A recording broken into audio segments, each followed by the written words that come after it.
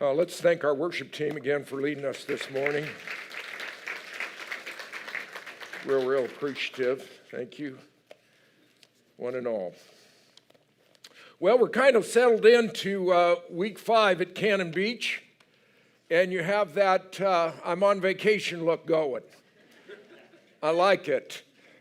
That's kind of settling down, and the kids are maybe settling down just a little bit, and they're so exhausted. I don't know if they're sleeping really well or not sleeping at all, but that's a whole nother issue. But I'm just really thrilled to be up here with you this morning. During our time together, we're going to be talking about a very, very sensitive topic. And that topic is anger.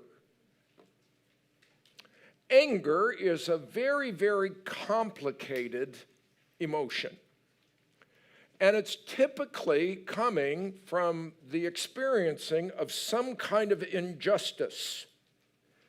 And we've seen the social justice movement across our country and how it seemingly is deeply connected with expressions of anger, be it in Seattle, be it in Portland, be it wherever across the world.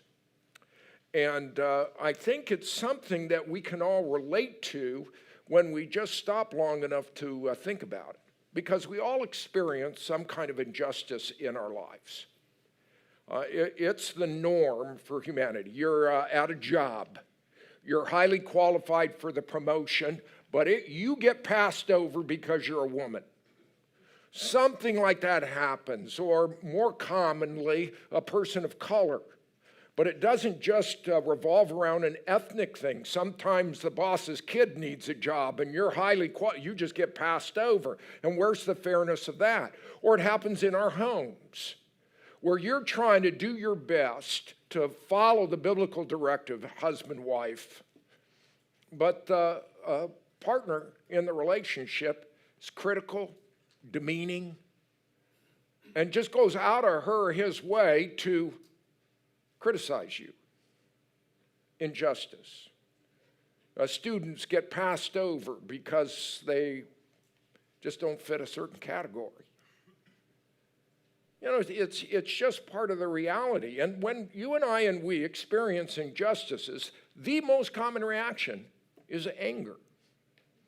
And I don't know whether you have a long fuse or a short fuse, but if you know what I'm talking about, the question that I'm going to try and answer during our time together is, what does a person after God's own heart do when she or he gets angry when life isn't fair? Can we all agree that life isn't fair? O.J. was found not guilty. Life isn't fair, okay? My humble opinion. Life isn't fair. And when we get ticked off, what do? Well, I think that a good person to ask some advice from is King David. Because as we're going to see, this whole series is beautifully imperfect, and that's David.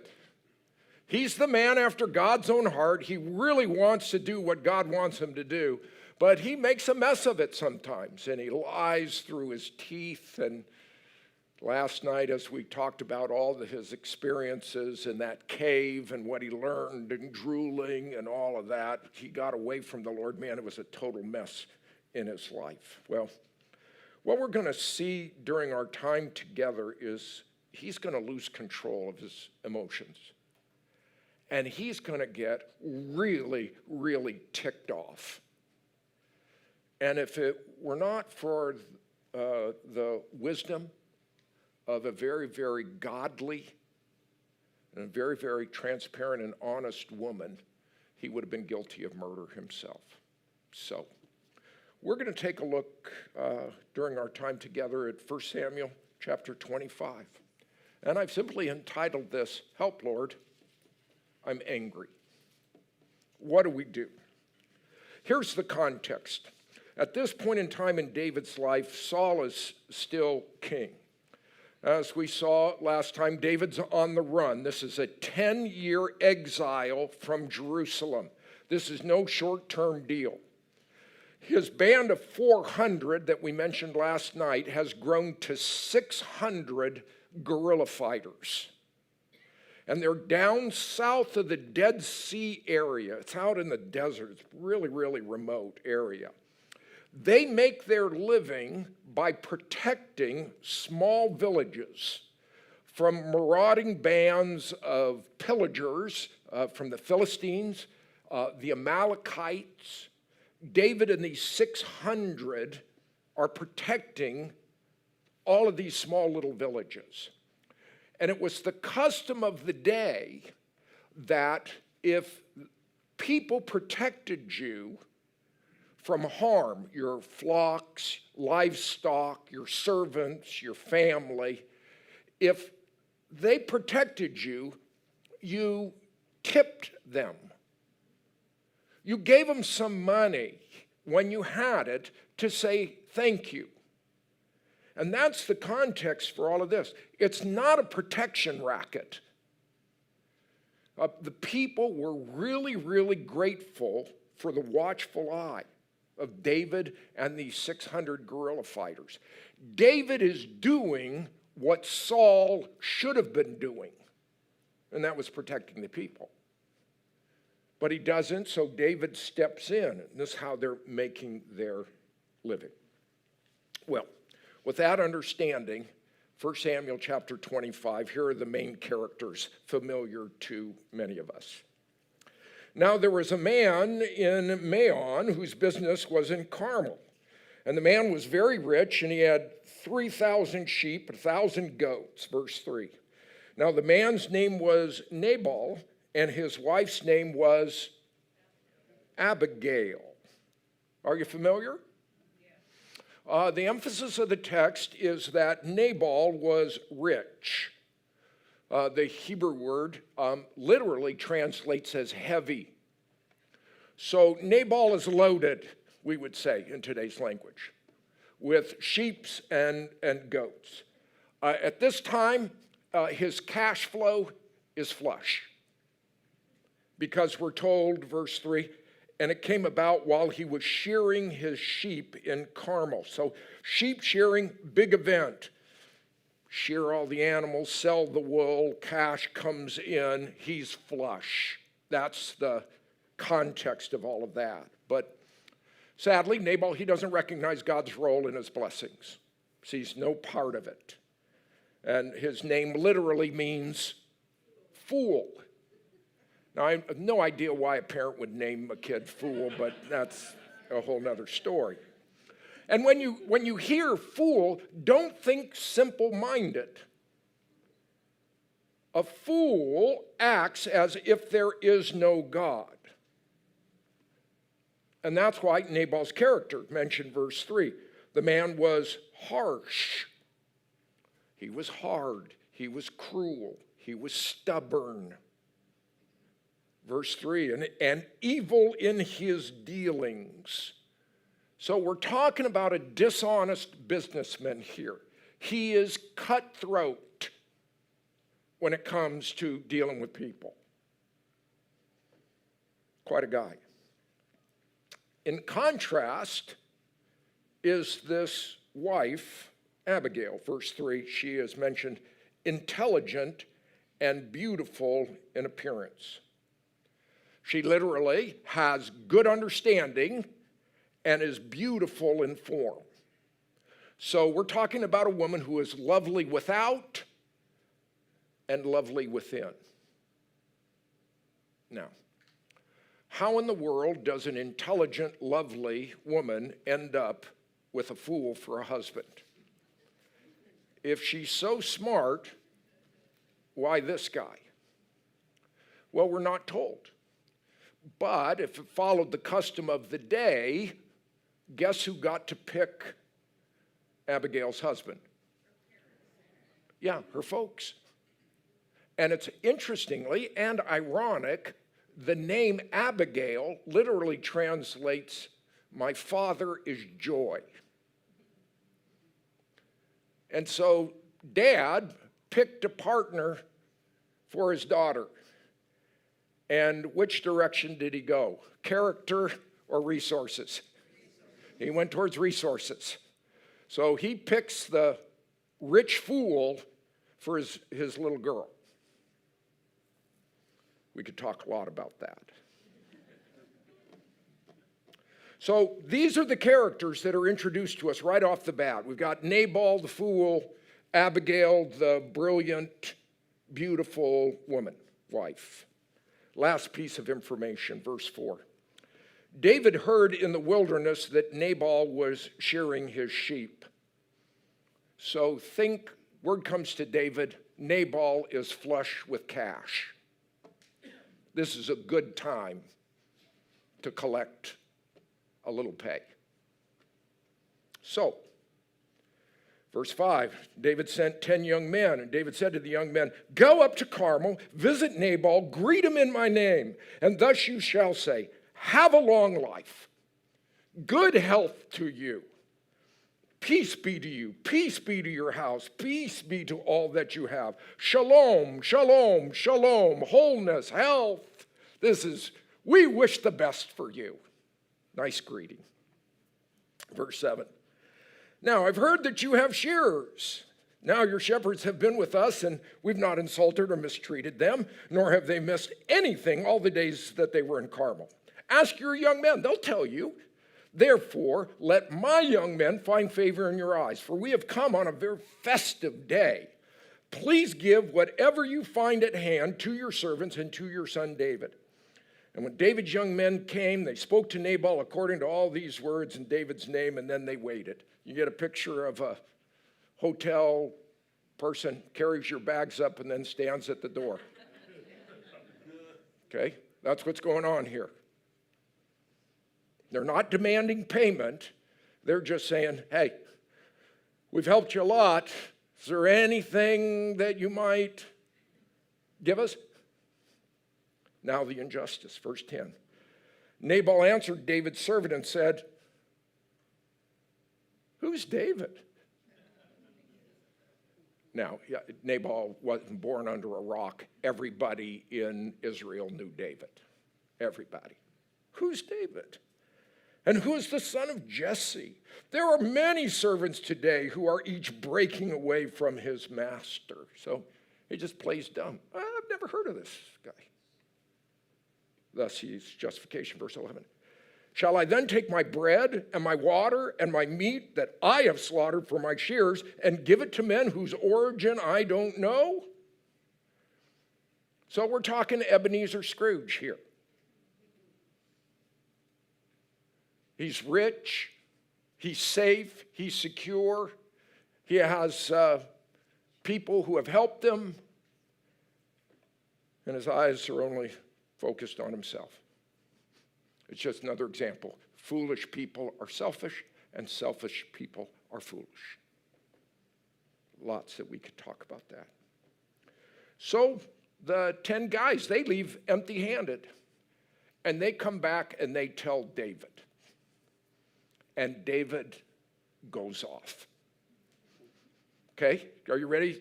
David's going to go off here. Verse 13. David said to his men, each of you gird on his sword. You don't put a sword on your belt to go and have a polite conversation. Okay? What's he planning to do? He's going to kill somebody. That's what he's going to do. Verse 13. So each man girded on his sword, and David also girded on his sword. Whose sword did he carry? Goliath. You're talking about a big old sword. And about 400 men went up behind David while 200 stayed with the baggage. 400 men to kill how many? One guy. Think he's ticked off? Think he's going to stop with one man? No, he's going to kill every man connected to Nabal. 400 to kill one guy and a handful of common laborers.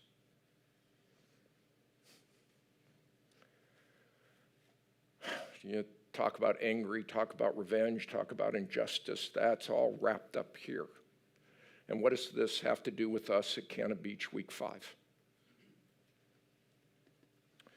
Well, from David's example, both good and bad, you and I are going to get a process for dealing with our anger. How do people after God's own heart deal with their injustices? And I don't know whether you have anything like this in your background or whether you will in the near future. I just know, having been in my own heart and pastoral ministry for a long, long time, anger is one of those emotions that is pretty confusing sometimes. And we as believers don't deal with our anger very well. Most of the time we pretend like we're not angry. How does that work? Not very well. So, what does David do? Well, from his example, we're going to see first. A woman, a man after God's own heart, understands the inner hurt fueling the anger. And this is where you'll need to remember a little bit of history and context. Remember, Saul is trying to kill David. He's tried a number of times to kill David. And what was David's response to Saul?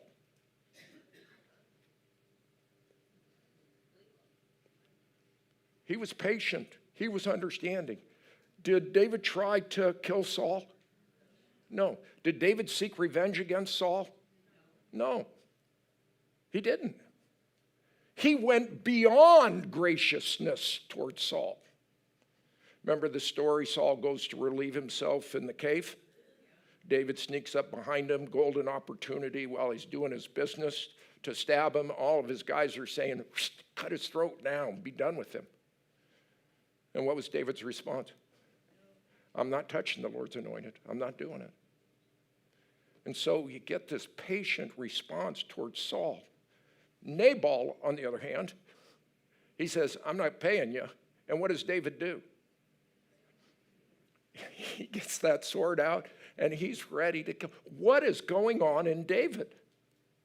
Something very, very, very profound in him. And I think it's helpful if we just stop and we think about it just a little bit.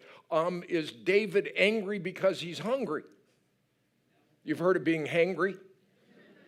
Yeah. I mean, all of the guys, 600 of them, this is the way they made their living. And they're thinking roast mutton. And they're going to bed with empty bellies. Hungry men are not always fun to be around.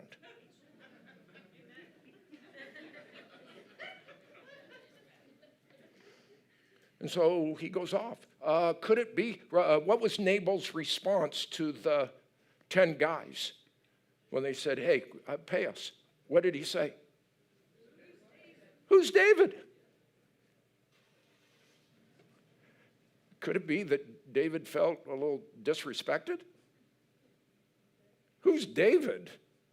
I'll show you who David is. By the morning, you'll know who David is, and everybody in your household will know who David is. You disrespect me, guess what I'm going to do right back to you? Could that be behind it? Happens. It's hard being treated as a nobody, being less valued, being unknown. Or maybe it was the fact that Saul was his superior and Nabal's inferior. He's a fool. And so it's okay to get angry at fools, but not at our bosses. Your boss is a jerk. Any of you ever had a boss who's a jerk? Yeah, you have a boss who's a jerk sometimes. Happens to everybody. But you don't go off against the boss because she or he is a superior. And so you go home, and who do you get angry at?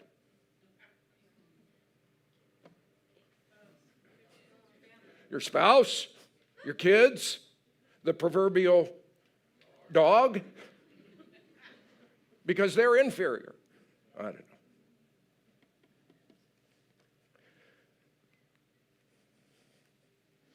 Here's what I've learned. There's something behind angry responses. Anger tends to be a secondary emotion that's generated from some past pain. And that's where the wild expressions of anger tend to come from. You grow up in a family that is not necessarily supportive, that communicates a narrative, a message of untruth to you that you are ugly, you are incapable, you all never amount to anything, you are no good, you are always compared. And you let that narrative create in your mind and in your life a rut. That, just imagine a rut that's grooved by a tire. It gets deeper and deeper over life. And your vehicle drives down that road, and those tires just naturally fall into that rut and just continue on.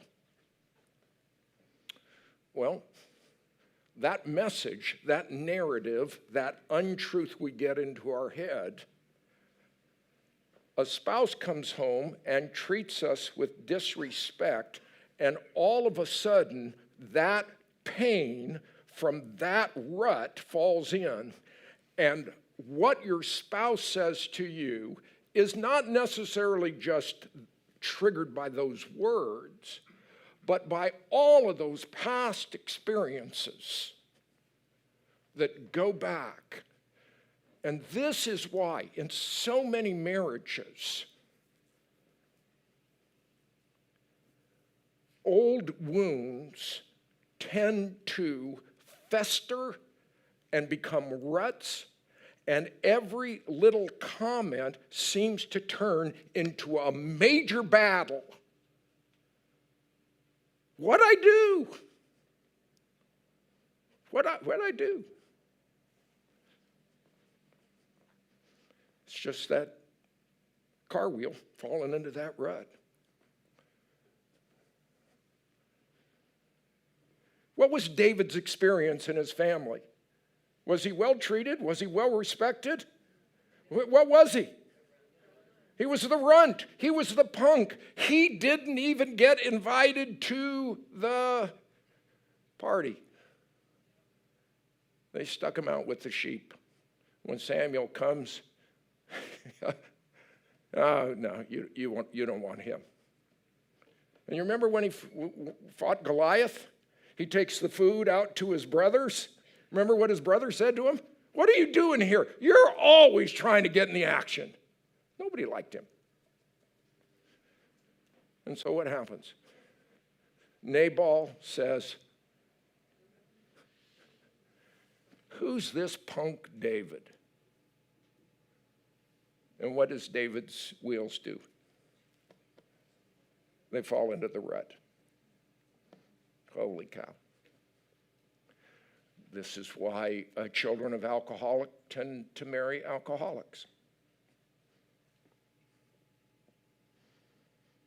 This is why people who like to be in control, this is why they get so angry all the time. Because they feel out of control. Something in their life touches way back. And these ruts, they get us all.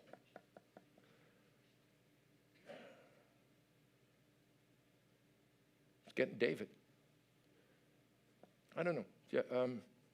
You ever just get really ticked off? You ever stop to say, what's behind that? Because it's only when we address those past pains that we are ever going to dig new ruts of truth. So the only way that we do that. And I think what makes David a man after God's own heart is you read through the Psalms, and this is where David gets all of that pain out.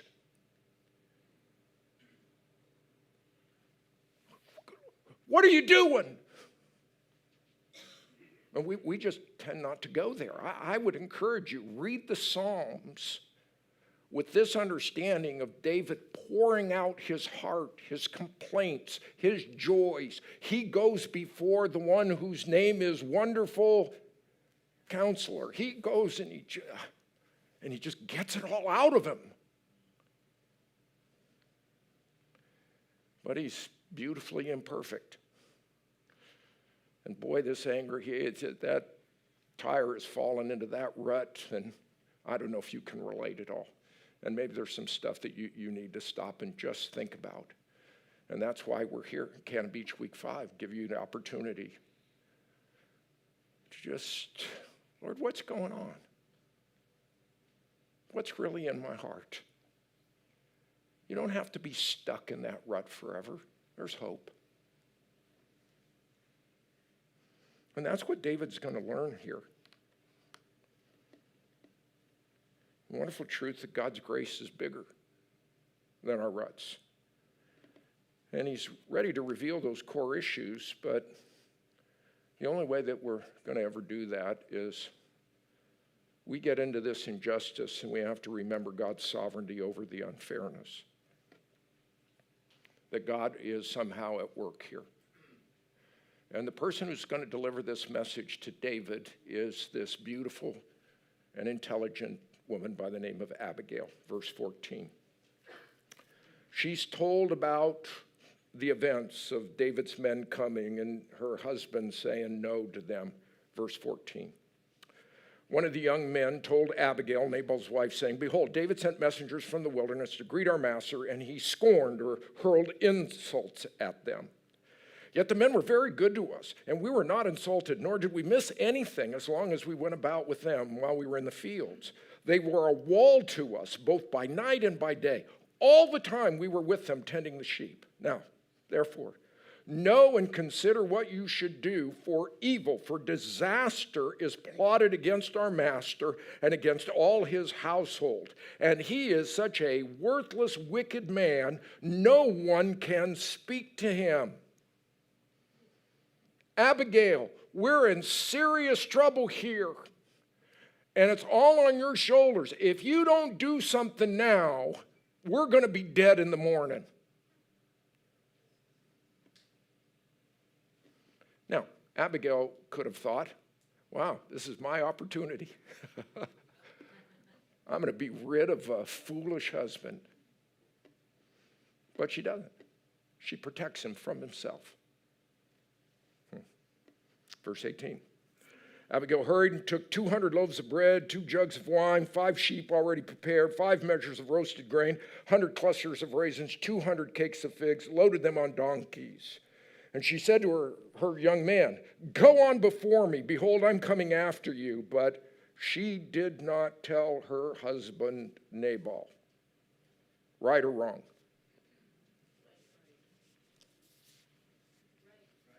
Right or wrong? That's a good discussion over lunch. Would he have listened? No. So she doesn't deceive him. She just acts without his knowledge to literally save his life. So, set the scene. David on his donkey and their horses, and they're coming around the bend. They're at full gallop. Everybody's got their swords on the thing. The look on their face, can you imagine it? They're not only hungry, they're hangry. They're ticked off. And they're coming down, and they got murder on their minds. And around the corner comes a bunch of donkeys. And I don't know if they can smell the food. I don't know if they see the food, but they know it's food. And then this beautiful woman approaches. Verse 24. She fell at David's feet and said, "On me alone, my Lord, be the blame. And please let your maidservant speak to you and listen to the words of your maidservant." So David's at a crossroads right now. He's always coming to these crossroads in his decision making. Would he let his anger get the best of him, or would he stop and listen to a different perspective? He decides to listen. Verse 25. Please do not let my Lord pay attention to this worthless man Nabal, for as his name is, so is he. Nabal is his name, and folly is with him. Good thing or bad thing that she does?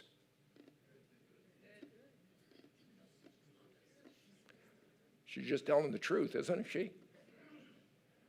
Why hide his flaws? Everybody knows what the guy is. Good conversation over lunch. She takes responsibility, verse 25. But I, your maidservant, did not see the young men of my Lord whom you sent. What's she saying? I didn't send him away empty-handed. It wasn't on purpose. It was an oversight on my part. It was not an intentional insult to cheat you out of what you deserved for your protection. What is she saying to him? David, there's another way to look at this.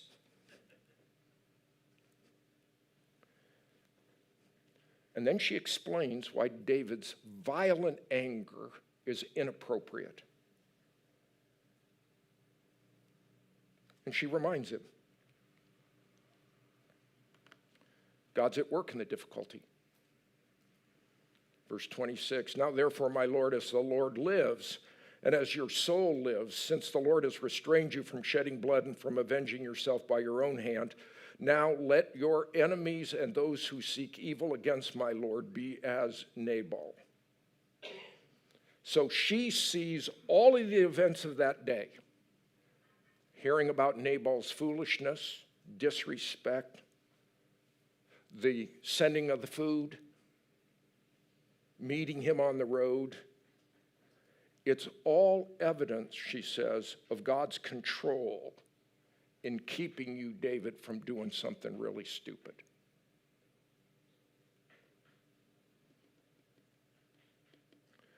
And all you have to do is just stop, David, and think about it. So, has someone hurt you?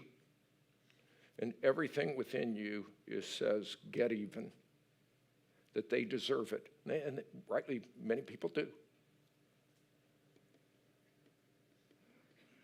If anger grabs you by the heart, before you do something you'll regret, stop and remember. God's at work in the injustice. I have an acronym that has helped me immensely. SBIGO, say that word. Say it loudly. It refers to something bigger is going on. In every difficulty you face, something bigger is going on, and most of the time it has to do with the development of your character. Not by accident, not by mistake. God has a purpose for it.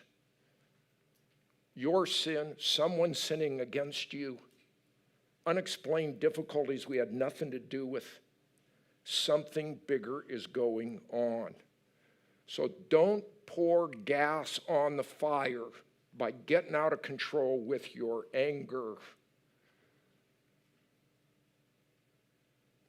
And if we just stop, it'll really help. Remember that God is the protector and avenger of his people. Verse 27. Now let this gift which your maidservant has brought to my Lord be given to your young men who accompany my Lord. Please forgive the transgression of your maidservant, for the Lord will certainly make for my Lord an enduring house, because my Lord is fighting the battles of the Lord, and evil will not be found in you all your days. So Abigail's faith comes just shining through in this statement here. She understood, David, God has a bigger plan for your life.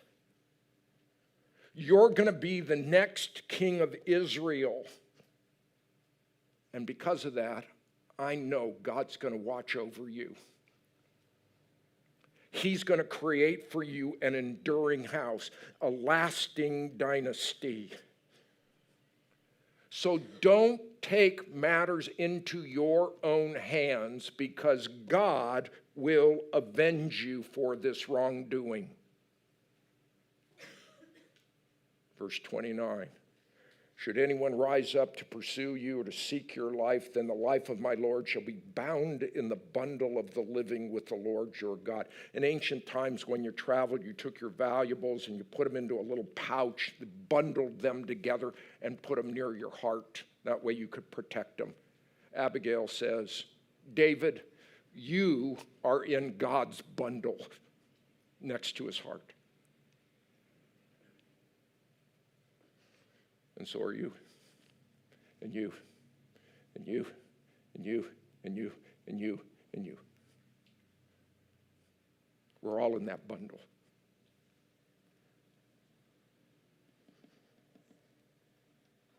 He knows the wrongdoings. He'll deal with them. That's why verse 29. But the lives of your enemies he will sling out as from the hollow of a sling. Always going back to that Goliath story.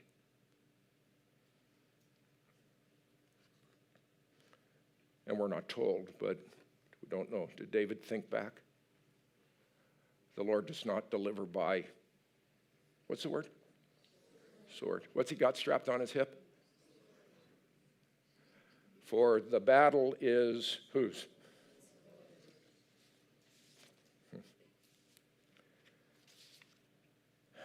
David, you've been hurt,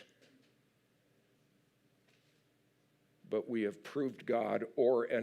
I keep coming back to that song, Lisa. He will take care of his own. So, if anger gets the best of you, just watch out. Never take your own revenge, beloved, but leave room for the wrath of God, for it is written, vengeance is, I will repay, says the Lord. Your parents have hurt you. You now have children. Be very careful with the opportunity of using grandkids to hurt your parents for what they did to you.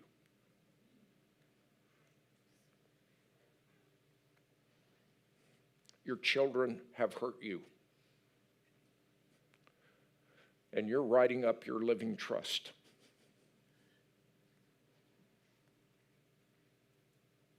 You cut your kids out of your will.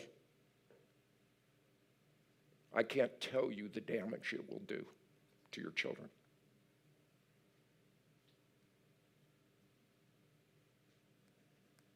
Holy cow. You and a friend had harsh words, a brother, a sibling, coworker. And it's just has festered and festered and festered for months and months and months and months and months. And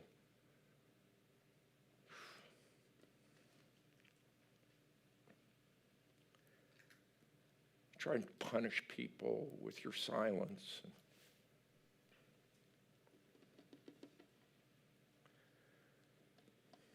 Just stop for a second. All right, everybody take a deep breath. You're on vacation. And we're having fun, and we're well fed, and it's beautiful outside. I apologize for bringing out the umbrella and bringing the weather today. I'll take responsibility for that.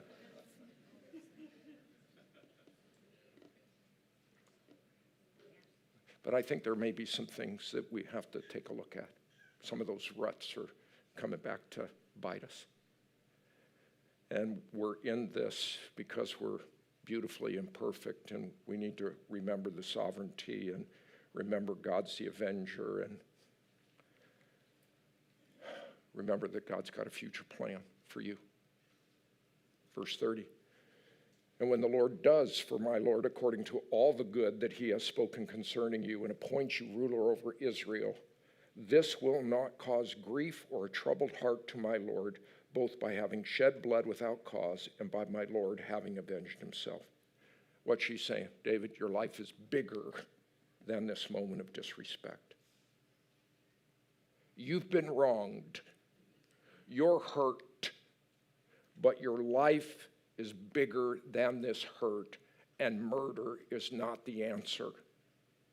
And after God walks you into that role as king in the future, you will not look back at this event with regret and say, why did I let my anger get the best of me?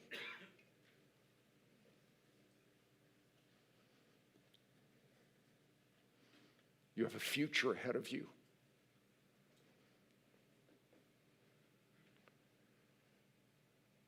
Your children will grow up. Your grandkids need their grandparents. There's a future ahead.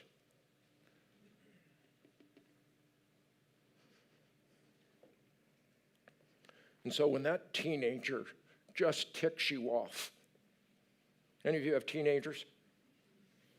Come on. Yeah, you guys, you're a teenager. And that kid is spitting fire back at you. And that hand starts to get into a fist. Just remember, you've got a future. And before those words come out of your mouth, just remember, you got a future.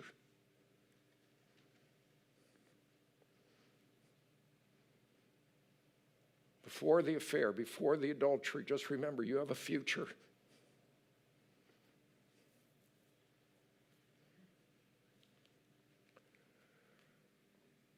A fool always loses his temper.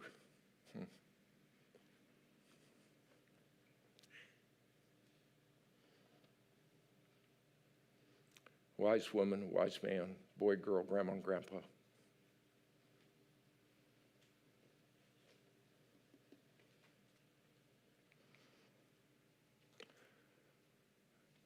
You may be familiar with this statement. It's attributed to Confucius. Before you embark on a journey of revenge, dig 2 graves. So 401 guys with swords strapped see their leader out talking to this beautiful, intelligent woman, and he's listening. And he's hearing some stuff he needs to hear. Powerful message from the Lord to David. Verse 22. David said to Abigail, "Blessed be the Lord God of Israel, who sent you this day to meet me."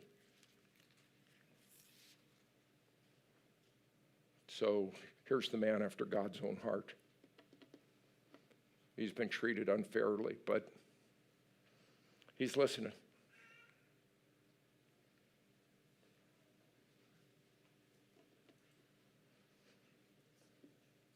Verse 33.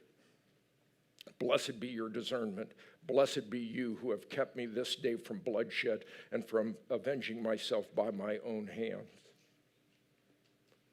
We don't hear. You don't know how badly he hurt me. You don't know how badly he disrespected me. I have every right to get even. You don't hear any of it. And you may have every right to get even too.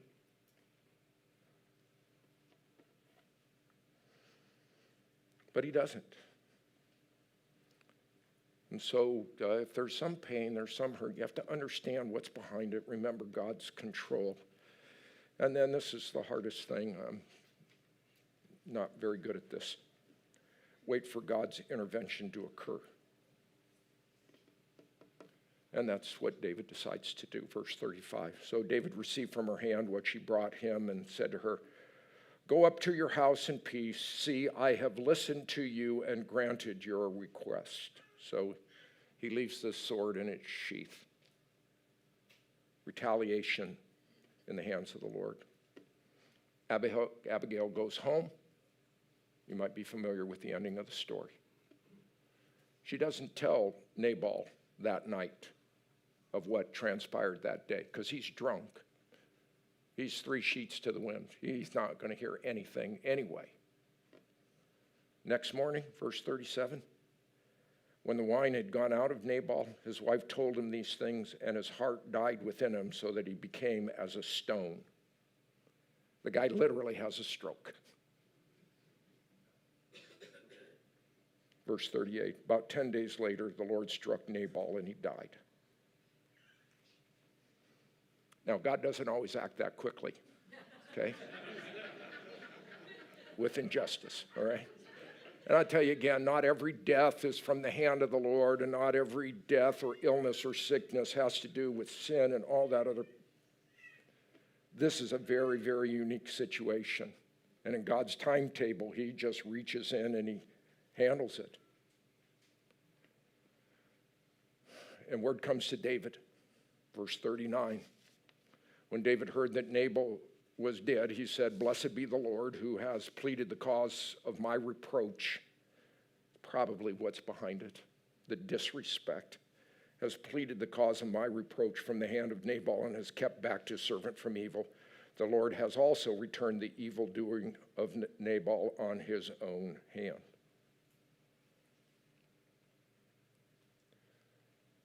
So, did you come to hear from the Lord this morning? All right.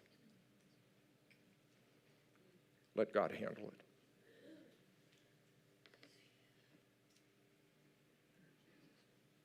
Okay, let God handle it. Doesn't mean you don't stand up for yourself. Doesn't mean that you don't speak up. Doesn't mean that you don't have boundaries. It's none of that. We're dealing with the internal rage and anger that gets control of us sometimes and leads us down a pathway of only further destruction and further pain, not only for us, but for everybody else around us. Okay? Something that you've got to deal with, because you have to deal with it. You really have to deal with it. If you don't, the pain and the outcome, the results, just overwhelmingly bad. Let me just tell you the one story, most profoundly communicated in the scriptures. Are you familiar with the name Ahithophel? Ahithophel was David's most trusted advisor. The scriptures tell us that when Ahithophel spoke, it was as if God was speaking. That's how wise this man was. And it's part of the reason why David was so successful. He had Ahithophel everywhere he went, giving him counsel, how to lead the nation, etc. Well, as we're going to see in a couple of nights, David's son Absalom rebels against David. And David has to run again from Jerusalem. And David takes off, but he leaves behind his concubines, his common law wives. He's got a bunch of them. Because David's got a big house and he wants the house to be taken care of. That's what it says. And so here's Absalom, the rebel. Absalom stages the coup and is successful. And guess who stays with Absalom? Ahithophel. Turns his back on David and stays with David's son. And Absalom knows that Ahithophel's wisdom is like the voice of God. And so one of the first things that Absalom does when he's the new king, if you will, is he goes to Ahithophel and he says, "What should I do?" Here is the voice of God to Absalom. Pitch a tent on top of the house and go into your father's concubines whom he has left to keep the house. Then all Israel will hear that you have made yourself odious to your father. The hands of all who are with you will also be... What? Are you kidding me?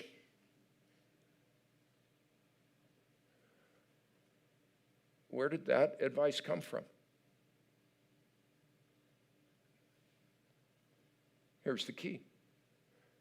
Ahithophel was Bathsheba's grandpa.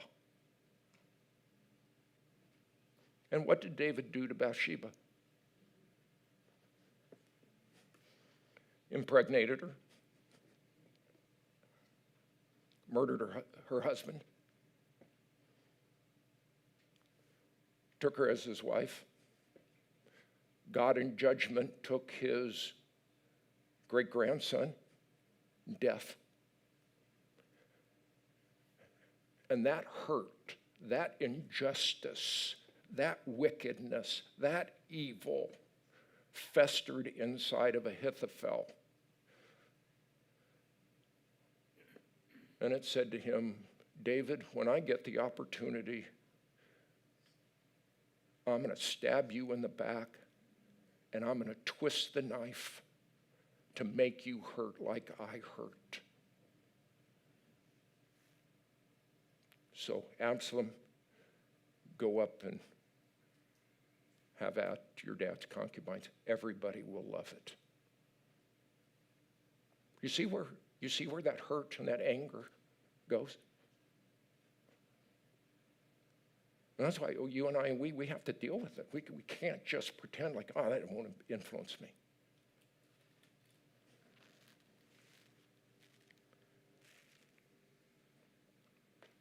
The writer of the Hebrews see to it that no one comes short of the grace of God, and that no root of bitterness springing up causes trouble, and by it many are defiled.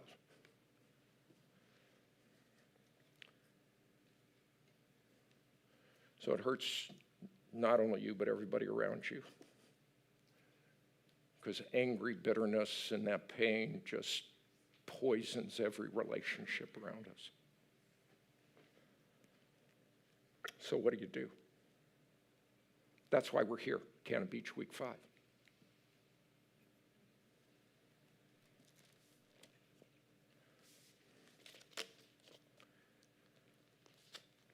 Oh, Lord.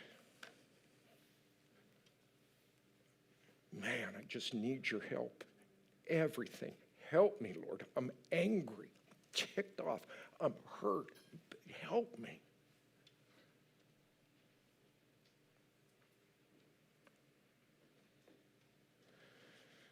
And so we go and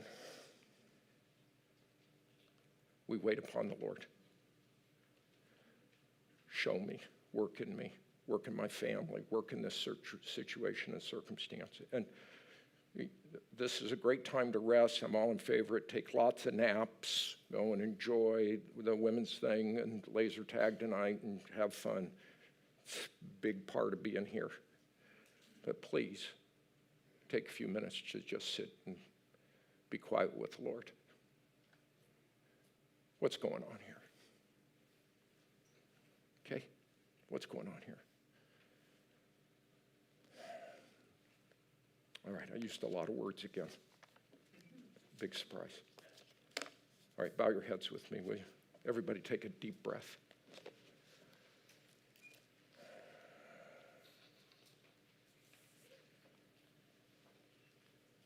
The risen Lord, by his Spirit,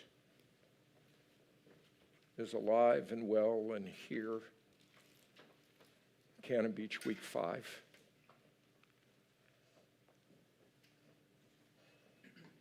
And I'm wondering what he's saying to you.